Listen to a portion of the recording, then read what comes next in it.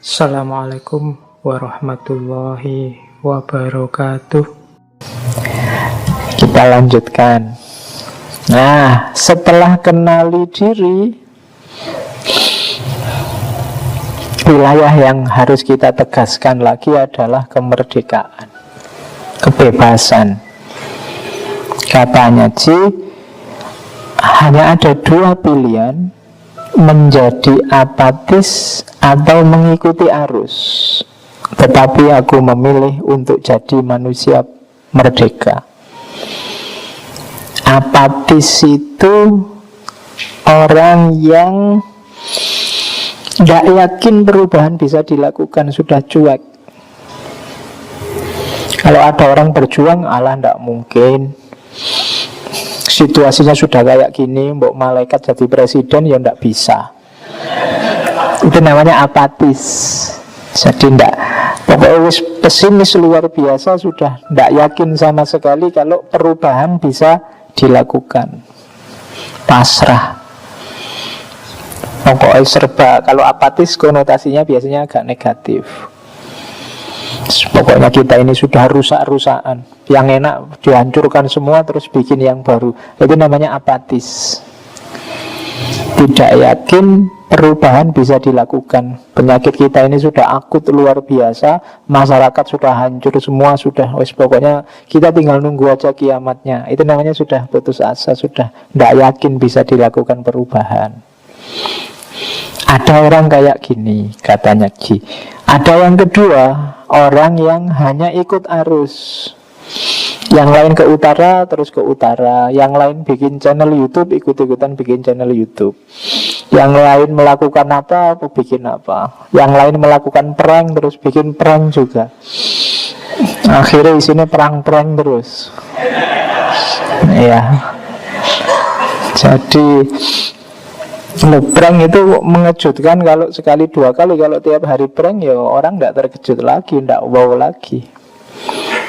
Khawatirnya kalau tiap hari kamu prank, itu kan nama lain dari bohong, tidak serius, iseng. Khawatirnya kalau pas lagi serius orang anggap kamu iseng. Nanti pas beneran kamu butuh bantuan, orang anggapnya ala itu iseng. Biasanya gitu, nanti kita tolong ya prank. Jangan sampai di titik itu, nanti kita harus hati-hati. Ya kayak cerita Upin itu loh, waktu ada orang ngangon, ceritanya itu kan sedang menggembala. Sepi daripada sepi, ngeprank orang-orang. Yuk ada serigala, orangnya datang semua. Terus ala aku cuma iseng kok, kamu kena prank. Orangnya marah-marah pulang. Nanti datang lagi, sepi lagi, bikin prank lagi. Waktu serigala datang beneran, orang-orang sudah alah paling prank. Akhirnya kambingnya habis dimakan serigala. Jadi ya kalau ada temenmu sukanya prank, diingatkan saja, hati-hati kambingmu nanti habis dimakan serigala. Oke, jadi setelah konstitusi diri, jangan apatis, jangan ikut arus saja, jadilah manusia yang merdeka. Orang apatis tidak ngapa-ngapain, orang ikut arus itu juga tidak ngapa-ngapain. Dua-duanya pasif. Jadilah orang yang merdeka. Kita manusia itu dikasih banyak potensi, banyak fasilitas oleh Allah.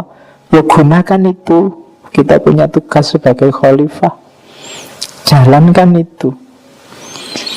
Jangan hanya mengeluh atau jangan hanya ikut arus. Jadi manusia yang punya nilai, jadilah manusia yang berarti. Jadi pertama-tama untuk punya nilai, jadilah manusia yang merdeka. Kenapa harus merdeka? Karena sebagus apapun dirimu, kalau hanya ikut arus, kamu tidak dihitung. Jadi tidak dihitung itu, Allah kamu cuma hanya ikut-ikutan aja kok, kan tidak ada nilainya. Jadi jadilah orang yang merdeka. Kebaikan yang kamu lakukan hasil keputusanmu sendiri. Saya sering ngasih contoh, bahkan kejahatan kalau hanya ikut-ikutan, itu kan kalau dalam filsafat moral sering disebut juga tidak ada nilainya. Bahkan mungkin kalau polisi misalnya, kamu ditanyai punya kasus apa, saya tidak tahu Pak, saya hanya ikut, itu hukumannya kan jadinya turun. Saya tidak ngerti kok tiba-tiba di tas saya ada, itu kan hanya ikut-ikutan. Oke, jadi pertama merdeka. Kalau sudah jelas siapa dirimu, konstitusi dirimu apa, sekarang bebaskan dirimu, mandirilah.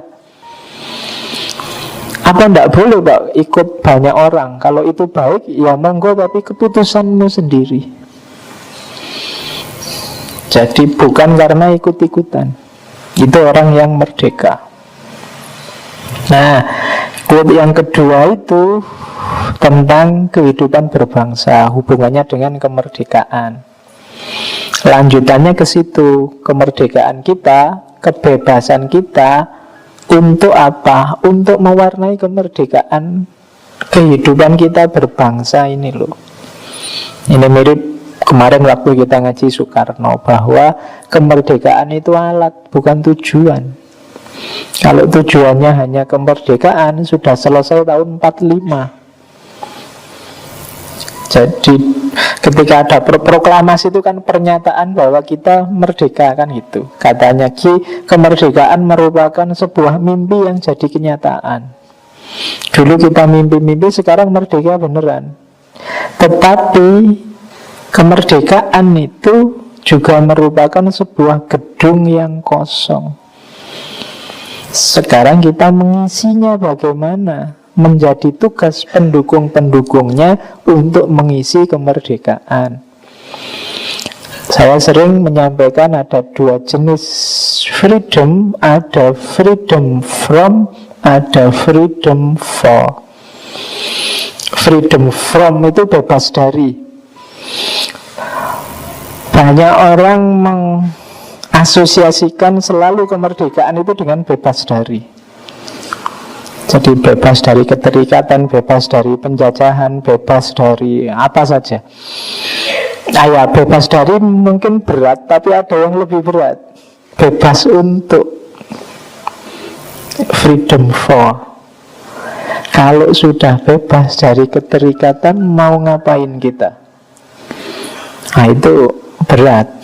Kalau bebas dari, musuhnya jelas. Aku harus membebaskan diri dari ini, dari itu. Tidak mau dikekang ini, tidak mau dikekang itu.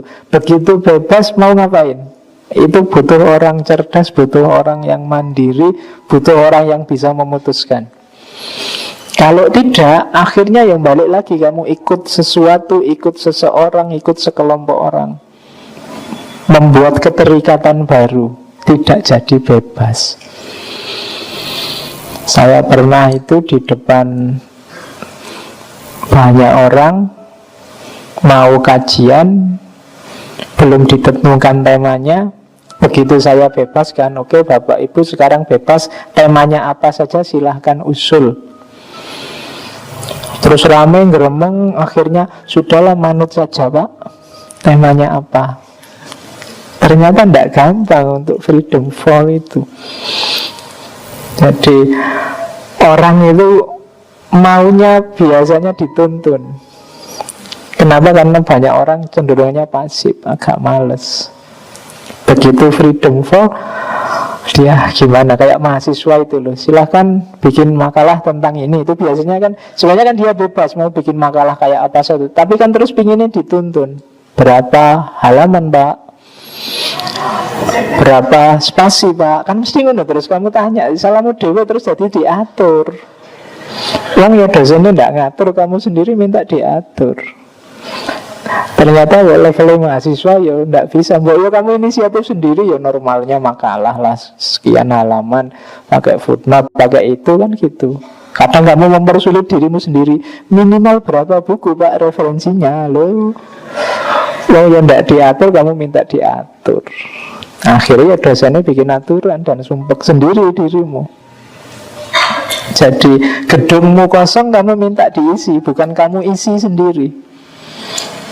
Jadi kemerdekaan itu seperti gedung kosong, kalian yang mengisi.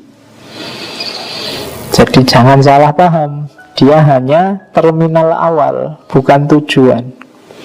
Dari situ kita mulai perjalanan mewarnai kehidupan berbangsa dan bernegara. Itu secara kebangsaan.